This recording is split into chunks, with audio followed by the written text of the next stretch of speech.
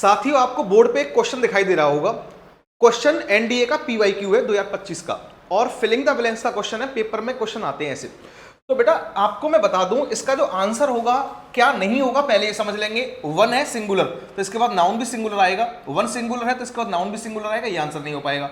Any आता है negative में, नेगेटिव सेंटेंस है नहीं, ये भी आंसर नहीं हो पाएगा, ये भी नहीं हो पाएगा। आंसर होगा वन वे। अब वन वे आंसर होगा क्योंकि वन सिंगुलर है तो ये भी सिंगुलर होगा। लेकिन बेटा अगर ये बताओ ऑप्शन में अगर टू वेज होता तो क्या वो आंसर होता?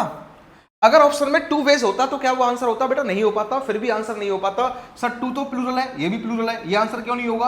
क्योंकि बेटा ये सब्जेक्ट बन जाएगा। यहां पे जो भी आएगा वो होगा सब्जेक्ट, और इस सब्जेक्ट की जो वर्ब है वो इज है। लेकिन सब्जेक्ट की वर्ब इज है तो सब्जेक्ट भी सिंगुलर होगा ना, तो इसलिए अगर ऑप्शन में टू वेज होता तो वो भी आंसर नहीं होता। सर फिर ये क्या है? ये है इंट्रोडक्टरी सब्जेक्ट। इट और देयर होते हैं इंट्रोडक्टरी सब्जेक्ट।